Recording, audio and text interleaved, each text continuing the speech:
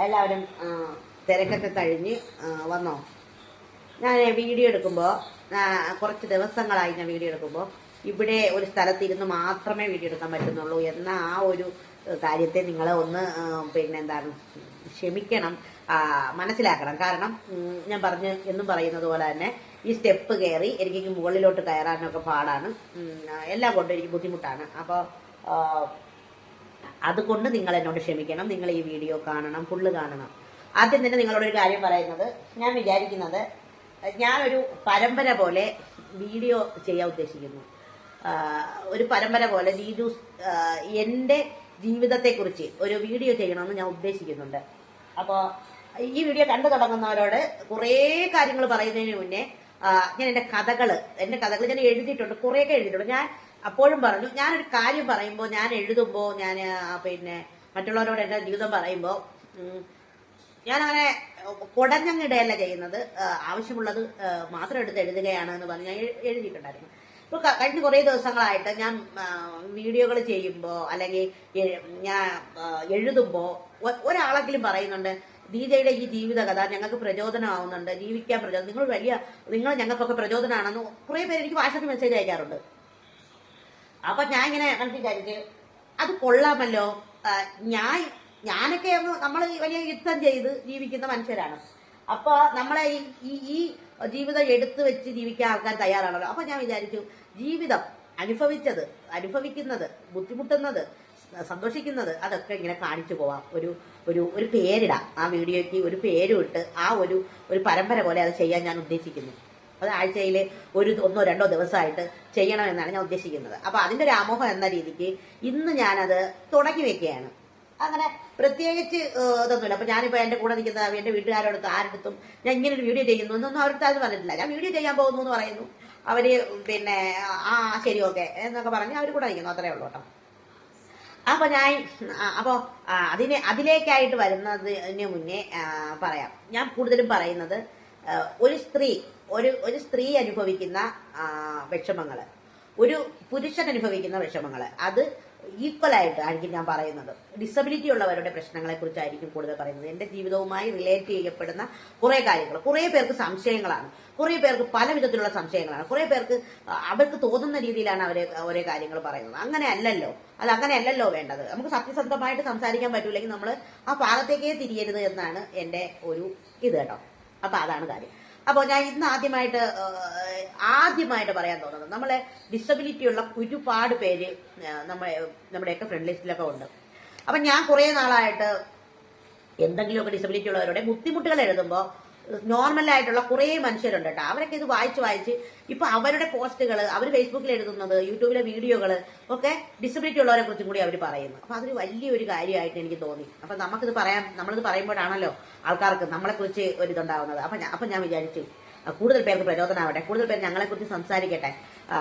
ഈ അനുഭവം വരാതെ ഒരു മനുഷ്യനും നമ്മളെക്കുറിച്ച് കൂടുതൽ അവരുടെ മനസ്സിലേക്ക് കയറത്തില്ല എന്നറിയാം. അപ്പോൾ ഞാൻ അതുകൊണ്ടാണ് ഇന്ന് മുതൽ ഞാൻ തുടങ്ങുകയാണ്. എനിക്ക് പറ്റുന്ന ദിവസങ്ങളിലൊക്കെ ഞങ്ങളൊരു വീഡിയോ എടുക്കും, ഞാൻ അപ്ലോഡ് ചെയ്യും കേട്ടോ. ഒന്നാമതായിട്ട് പറയാനുള്ളത്, ഡിസബിലിറ്റി ഉള്ളവരുടെ എന്റെ വളർച്ചയിൽ എനിക്ക് വന്നത്, പോയത്, അനുഭവിച്ചത്, അതൊക്കെ പറയാം. ഇതൊന്നുമല്ല, ഡിസബിലിറ്റി ഉള്ളവരുടെ വിവാഹത്തെ കുറിച്ചാണ്. കുറെ നാളുകൾക്ക് മുമ്പ് ഒരു യൂട്യൂബിലൊരു വീഡിയോ ഉണ്ട്.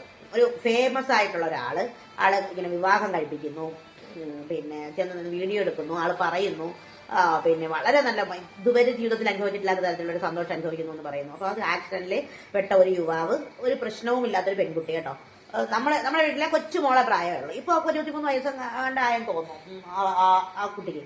അപ്പൊ അവള് കൊച്ചുമോളാണ്. അപ്പൊ അങ്ങനെയൊക്കെ ആവുമ്പോഴത്തേക്ക് ആ കൊച്ച് പാവപ്പെട്ട വീട്ടിൽ നിന്ന് കല്യാണം കഴിക്കുന്നു. ഈ ആൺകുട്ടി എന്ന് പറയുന്നത് ആക്സിഡന്റിൽ അങ്ങനെ ആയതാണ്, ശരീരമൊന്നും അനങ്ങത്തില്ല, അങ്ങനെ കിടക്കുന്നു. പക്ഷെ അവരെ എനിക്ക് പിന്നെ ഞാൻ ഒരു വീഡിയോ ഒന്നും കണ്ടിട്ടില്ല. അന്ന് കണ്ടപ്പോൾ തന്നെ എനിക്ക് സത്യം പറഞ്ഞാൽ എനിക്ക് അതിനെക്കുറിച്ച് ഒരാളുടെ ജീവിതത്തെക്കുറിച്ച് നമുക്ക് പറയാൻ പറ്റൂല. അവരുടെ ഇഷ്ടങ്ങള്, അവരുടെ ആവശ്യങ്ങള്, അതിനെക്കുറിച്ച് നമുക്ക് പറയാൻ പറ്റില്ല. പക്ഷെ എന്നുള്ള അഭിപ്രായം പറയാമല്ലോ. അപ്പൊ ഞാൻ അന്ന് കണ്ടപ്പോൾ എനിക്കത് ഭയങ്കര സക്സസ് ആയിട്ടൊന്നും തോന്നിയില്ല കേട്ടോ. ഇപ്പൊ ഡിസബിലിറ്റി ഉള്ള ഒരാൾക്ക് ഒരു വിവാഹം വന്നാല്, അവർക്കൊരു വിവാഹാലോചന വന്നാല്, ഞാൻ എപ്പോഴും പറയും, അവർ കുറേ നാൾ ഒരുമിച്ച് നിന്നതിന് ശേഷം മാത്രമേ അവർ വിവാഹം കഴിക്കാവൂ. അവർ കല്യാണമൊക്കെ ആദ്യമേ ആലോചിച്ച് കഴിച്ചു കഴിഞ്ഞാൽ കുറച്ച് ദിവസം കഴിയുമ്പോൾ പ്രായക്കുറവുള്ള ആൾക്കാരിൽ കൂടുതലും പക്വതക്കുറവ് കൊണ്ട് ജീവിതം ഇല്ലാതായി പോകുന്നുണ്ട്. അപ്പൊ കഴിഞ്ഞ ദിവസം അവർ ഡിവോഴ്സ് ആയെന്ന് കേട്ടപ്പോൾ എനിക്ക് പറയാം, ഞാൻ മനസ്സിലോർത്തു, അന്ന് എന്റെ മനസ്സിലോർത്തത് വേണ്ടായിരുന്നു എന്നെനിക്ക് തോന്നി. കാരണം പ്രായക്കുറവുണ്ട്. അപ്പൊ കുറച്ച് ദിവസം കഴിയുമ്പോൾ ഇനി എന്തിന്റെ പേരിലായാലും, ഡിവോഴ്സ് ആയ എന്തിനൊന്നും എനിക്ക് അറിയത്തില്ല കേട്ടോ, എന്തിന്റെ പേരിലായാലും അത് നമ്മൾ ആലോചിച്ച് ചെയ്യേണ്ടതാണ് വിവാഹം എന്ന് പറയുന്നത്. അപ്പോൾ അതില് ഡിസബിലിറ്റി ഉള്ളവരുടെ വിവാഹത്തെക്കുറിച്ച് നമ്മൾ ഭയങ്കര ശ്രദ്ധാപൂർവം ആണ് അതിനെ കൈകാര്യം ചെയ്യേണ്ടത്. ആദ്യമായിട്ട് പറയാനുള്ളത് പൊതുസമൂഹത്തോട് ഇങ്ങനെ ഡിസബിലിറ്റി ഉള്ള സ്ത്രീകളുടെ ഒരുപാട് പേരുടെയും പെൺകുട്ടികളുടെ വിവാഹം നടക്കുന്നു ഇപ്പോൾ. പക്ഷേ പുരുഷന്മാരുണ്ട്, അവർ നമ്മുടെ സംഘടനയിലും ഒക്കെ സംസാരിച്ചതൊക്കെ ഞാൻ പണ്ടൊക്കെ കേട്ടിട്ടുണ്ട്. വിവാഹം നടക്കുന്നില്ല എന്നൊക്കെ പറയുന്നത് കേട്ടിട്ടുണ്ട്. എന്റെ ഫ്രണ്ട്സ് തന്നെ ഉണ്ട് കേട്ടോ, നമുക്ക് ശരിയാവുന്നില്ല എന്ത് ചെയ്യും എന്നൊക്കെ കേൾക്കുന്നുണ്ട്. അപ്പൊ അത് ആണുങ്ങളുടെ വിവാഹം നടക്കുന്നത് കുറവാണ്, പെണ്ണുങ്ങളുടെ വിവാഹം നടക്കുന്നുണ്ട്. അപ്പൊ നമ്മുടെ തന്നെ സോഷ്യൽ മീഡിയയിലൊക്കെ ഞാൻ തന്നെ ഷെയർ ചെയ്യുന്ന കുട്ടികളുണ്ട്. അപ്പൊ അവരൊക്കെ തന്നെ മസ്കുലർ ഡിസ്ട്രോഫി പോലുള്ള വൈകല്യങ്ങളൊക്കെ ഉള്ള പ്രശ്നങ്ങളൊക്കെ ഉള്ള ആൾക്കാരുടെ വിവാഹം നടക്കുന്നു. അവരുടെ ഹസ്ബൻഡുമാര് എല്ലാ കാര്യവും അവർക്ക് ചെയ്തു കൊടുക്കുന്നു, പൊന്നുപോലെ കൊണ്ട് നടക്കുന്നു. 3-4 പേരെ നമുക്ക് ഇൻസ്റ്റാഗ്രാമിലൊക്കെ അവർ ഫേമസ് ആണ്, അതിന്റെ പേരെടുത്ത് പറയുന്നില്ല. അപ്പൊ അവരെയൊക്കെ പൊന്നുപോലെ കൊണ്ട് നടക്കുന്നു. അതൊക്കെ ആ വിഷയമെല്ലാം അവരുടേതാണ്, സ്വകാര്യമാണ്. ഞാൻ എന്റെ അഭിപ്രായം പറയാണ്. ആദ്യം തന്നെ ഇങ്ങനെ വരുന്നു, നമ്മളെ ആരെങ്കിലും ഒന്ന് കിട്ടിയെങ്കിൽ എന്നും പറഞ്ഞിരിക്കുന്ന ആൾക്കാർ കുറവാണ്.